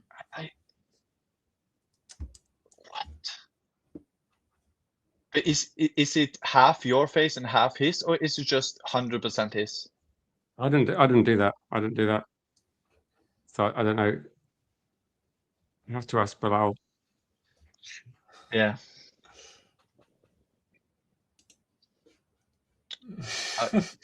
People always think when I'm outside of Norway and people try to guess where I'm from, I get like people think I'm like Serbian, Croatian, Polish and stuff, and some think I'm like French or Italian, and some think I'm German.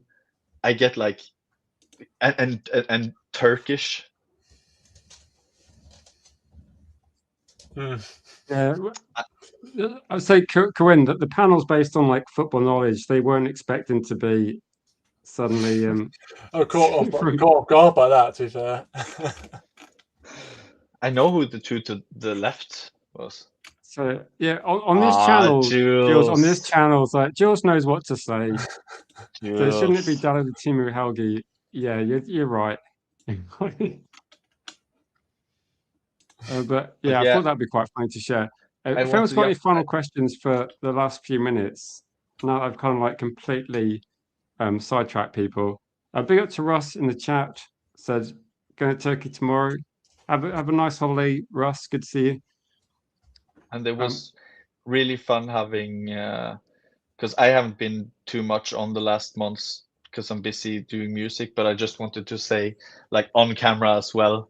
But it was so nice to have Kieran on, and I hope we can do more because obviously I like Rich and I like WeDB, but it's yeah, I've done like 3 or 4 streams with you, Kieran, and it's so nice. Like, yeah, you think differently and similar to all of us, so it's I just wanted to say it. Like I think the people in the chat also will agree with me that we need more Kieran because it's a new voice. It's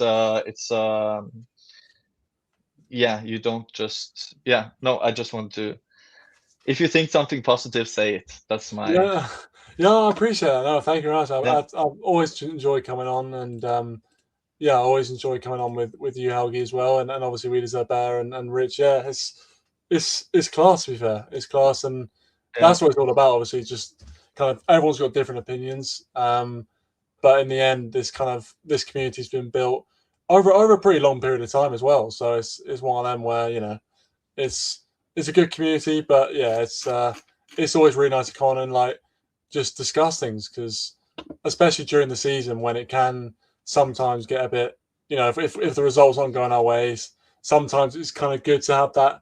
Just it's almost like a therapy session, like listen to everyone's opinions and stuff. So I appreciate it, how you appreciate it. But I enjoyed coming on with you as well, and of course Rich.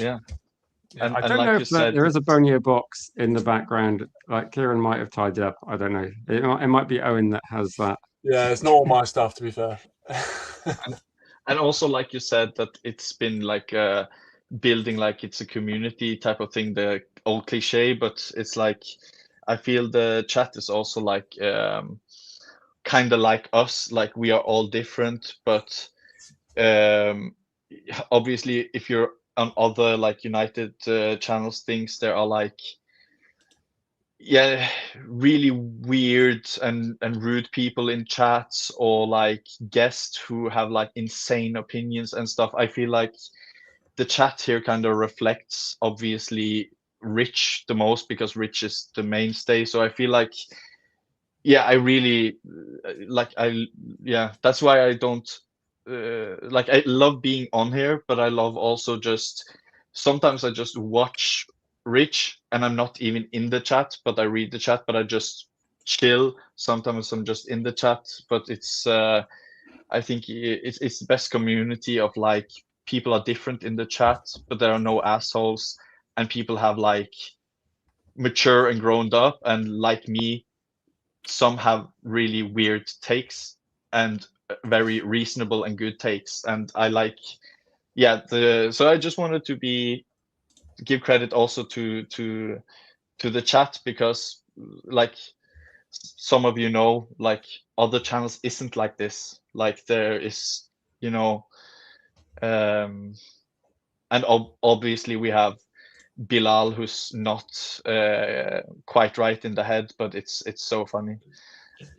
I love Bilal. This channel wouldn't be the same without Bilal. So extra shout out to I him. say as well, Kate Cadet's really posted funny. a comment saying he doesn't believe in reasonable takes, which is like weird because I've been agreeing with a lot of things Kate said tonight, which makes me think maybe we've been unreasonable tonight. I don't know. I think everything he has said tonight has been, I've agreed with everything he has said, and it has been reasonable. So I think so. I mean, Kieran, I've not spoken to you for a little while. That we haven't gone completely crazy yet recently, have we? We've been I think we've been quite level-headed considering what our owners put us through over the last sort of 4 or 5 years. Yeah, I was going to say not yet, but wait until the season starts and we start seeing how it performs. No, do you know what I was thinking? Like we got Wrexham on Saturday, just a pre-season game. It's going to be, largely people who didn't make the World Cup squads, and I was thinking that it's about getting some minutes in players. Maybe Santos comes on, and I was thinking I can remember last year and the year before, if Man United lose to Wrexham, I know it's pre-season, it doesn't matter. There's going to be like some. I'm almost laughing now because I'm just imagining the outrage because I'll do a stream or something on the weekend and people will be outraged whatever happens. And it's probably the main thing is for Santos to train with the squad, for maybe like players to kind of come back into work. It's a bit like the first day of school, isn't it? After the summer holidays, you're like, oh, what have you been up to? Oh, we lost to Messi. Oh, that's disappointing. Never mind. Or if Alessandro Martinez won the World Cup, maybe there's going to be a bit of tension. But no, it's going to be. I love how right you are. It's I'm looking so much forward to Saturday because obviously, like, imagine if Santos plays and he has a poor game. It's like, what a waste of money! Like, I'm already like, I want, or if there's like a youngster who does like a 6 out of 10. Oh, we don't need another midfielder. We have Fletcher. Like, yeah, exactly. I was thinking exactly that. But someone will come on and put like 3 or 4 passes together and they'll go, look, that's our midfield sorted. And it'll be, if someone comes on and doesn't play well, like if Tielemans comes on and misplaces a pass, they'll be like, oh, we shouldn't have signed him. What a stupid sign. It's so funny how everything will hinge on like essentially. We don't need Lewis Hall. We have Amas. Look at him. And I was thinking like how you played football as well, and like Kieran. And when you have like a pre-season, the first thing is like, fitness level might be a bit rubbish for some people. Okay, not at this level, hopefully not. But it's just like going to be not just a kick around, but it's going to be something where you just try things out, isn't it? And people will, just have familiarity with the squad. And I think for new signings, it's going to be that. But I think it's interesting how people will pretty much look at it and say, who will be this season's pre-season Pirlo? Maybe JJ does something and people go, look, we should definitely get JJ in the team. Okay. Oh, and also it will be like a really big game for Wrexham and the fans. So they will be like, play like it's the 4th round of FA Cup, and we will be like first game of the season fitness, and we will draw 1-1, and people will be like, Carrick out. The other thing we used to do in school, when I was in like say the first or second year of high school, we used to have a kick around with like year 11 or like sixth form, and they wouldn't be taking it seriously at all, but we'd be like running around like, and it's the same sort of thing where for them it was just like, oh, it's just a bit of fun. And then when we got to the sixth form, we were like, oh, okay, we can't really be bothered, and that youngsters are like running around.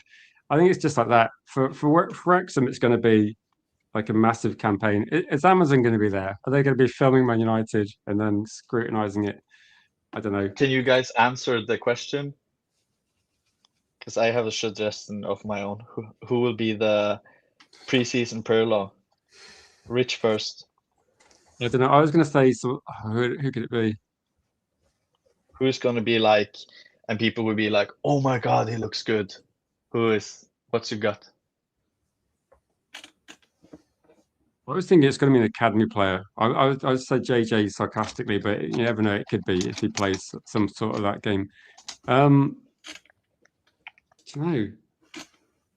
I think it will be Mount. Don't it, Yeah, yeah, that's not bad, actually. it will be Mount. He will look exceptional, I think.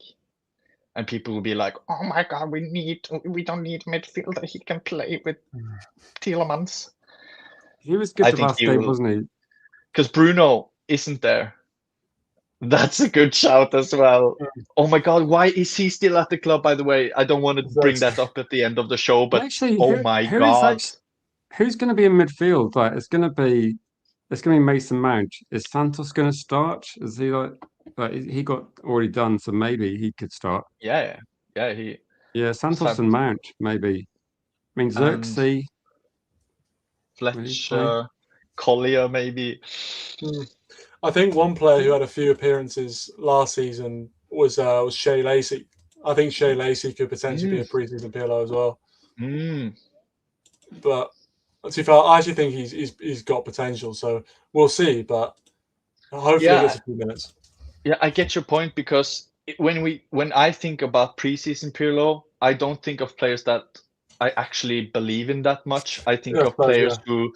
So Shea Lacey, I get your thinking, but if he does good, I will be like, yeah, he has to play in the season, because I actually think he's talented. But yeah, but that's a good shout. That made me actually a little bit more excited, because I'm not excited at all for that game. But just seeing Lacey again,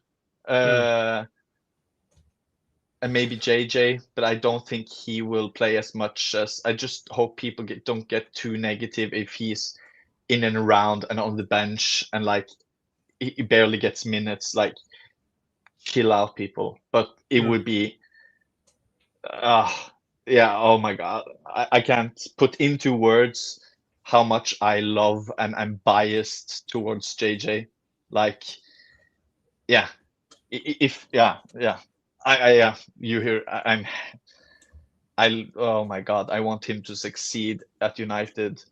So the way he plays football is just, yeah. I'm really speechless. But I think because of the timing of the game, because we haven't signed many players, I think that any academy player doing well will be definitely, like Cohen says, Lacey. Just a couple of quick questions before we finish. Random Idiot says, does this club know it can sell players? We sold. We sold Hoyland. That got done, but Man United just absolutely crap at selling players. So I think they're just the Sanchez contract, Casemiro contract, both expired. So I don't know. Malacia contract expired. Ugarte injury. Oh my God. Ugarte injured. Xerxes, no news really. Xerxes obviously will. We don't want to bring that, but we can talk about that next time. But Chido is just not. Chido, people need to chill. That, maybe he gets amazing when he's 22. Like, he was never ready when he was put in. It was just injury crisis, and that's why I think it's so important we get a backup striker, because we only have Sesko, so if he's out, it's back to Mbumo and Cunha again. So I think with Chido, people just need to chill. Let's loan him out for 2 seasons more, and then maybe. So yeah, it's going to take just a bit of time, isn't it, with Chido? I think maybe him going around the first team a bit early, maybe expectations went up quite a lot. So yeah, JJ is Mbumo. I think Sesko. I think Mbumo and Sesko will start. They didn't. Yeah, they got like a few players, so it's not as bad as we thought. And Bruno isn't back, obviously, so Mount will probably play as the 10. And Dorgu may be at left. So I think maybe Dorgu, Mount, Mbumo, Sesko or something like that. Jim Thwaite is expected to do he's expected to get a few games this season, so look out for him. I think Dorgu would be available as well. So we've got a decent amount of players available. Heaven Euro. think so. That would, Yeah. that would be fun. Oh, don't say Collier. Hopefully we see JJ could be a movie star like Kieran. I mean, I think that's what Amazon are wanting already. Maybe one day, but that's a high ceiling. Like, look at that star. Yeah, it's going to take JJ a while to get to Kieran's level. I think. I mean, Kieran's been working on this for at least, I think, 5 or 6 years. I've known Kieran. It's taken a while before we realised. It's taken a long time. Yeah. Dortmund interested, or maybe that would be like a. I don't think Man United should sell him, but a loan deal to a club like that would be quite impressive. We'll have to see what happens with that one. Before we wrap up, big thanks to everybody watching tonight. If you're new to the channel, please subscribe. As always, we're going to be hammering Manchester United content all season, and hopefully we can get Kieran on a bit more, Helgi on more, and Wizza better, and other legends. G-Wolf will be on tomorrow with Dora. I think we'll be looking forward to the Wrexham game, but probably covering transfers as well. And Quinn's just saying, put him in the shop window. Thing is, though, Man United are just useless at selling players. Like, we'd probably sell Mbappe for like 10 quid if he was a Man United player, the way we do deals, or his contract would expire. And before we go, any final comments you want to make, Kieran, before we wrap up? No, just really enjoyed the stream. It's been really good to kind of get back on and have a chat about United, and actually as well with the recent business we've done. Things seem to be moving in a good direction. It'd be nice to get some club football back as well on Saturday, but obviously it's just a friendly. But I hope for more business coming in soon, and I'm sure there will be. But no, it's just been really, really fun to chat to you guys, and obviously we deserve better as well, who's not here. But yeah, appreciate everyone in the chat, and just been really enjoyable. So thanks for having me. You're welcome, Kieran. Always a pleasure to chat to you. We'll probably do a calling show after the Wrexham game if anyone wants to come on. And even if you don't want to talk about the Wrexham game, it's just a convenient point, so you can come in and talk about anything else you want to talk about as well. Any final points, Helgi, before we wrap up? Always a pleasure to get you on. Yes or no question on. So are you guys watching the bronze game? No. Oh, mate. It might be on in the background. That's about it. What bronze game? What bronze game are you talking about? So, do you know what? Yeah, I've watched so many World Cups through the years, and I've always watched semi-finals. I don't think I've ever watched a bronze game. Like I've watched the finals. Like whenever my team gets knocked out, I don't think I've ever watched a bronze game in the World Cup. I remember I watched one, I think, of Italy. But yeah, that they are so. But I kind of get it because you have to have a number 3. Yeah, Kieran can't talk about his up and coming roles. Obviously, that non-disclosure. So yeah, my last comment. Kamavinga. Yeah, Camavinga's divisive, isn't it? Like there's Helgi versus some of the chat on that one. That's an interesting one. Me and Kieran are neutral in the Camavinga zone. We're like, we're not going to get too angry, but no. Last we'll comments see. were just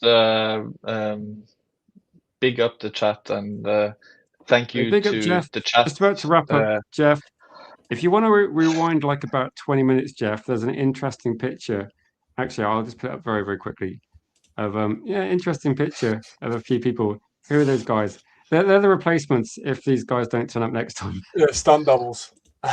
Stunt doubles, but they're not as good. Finish up by saying thank you, Rich, for having me on, and Kieran needs to come on more often, and so do I. And if I can make one wish from Bilal, can you make like a merge of Rich and Ricky Martin? So it's Richie Martin. For the next show, that's my wish. If you can kind of mold those two, but yeah, that's thank you, chat, and thank you, Rich. Yeah, exactly. You don't get that on other channels, Cody. You don't get that. I don't think we've ever had Richie Martin either. But thanks for watching, everybody. Appreciate the guests coming on. Really good stream tonight, and I'll be back live tomorrow. Probably about 1 p.m, but also 7 p.m. tomorrow night with Dora and G-Wolf for more football chat. So thanks for watching, guys. Now the World Cup's finishing, we'll do more panel shows, and we'll see you then.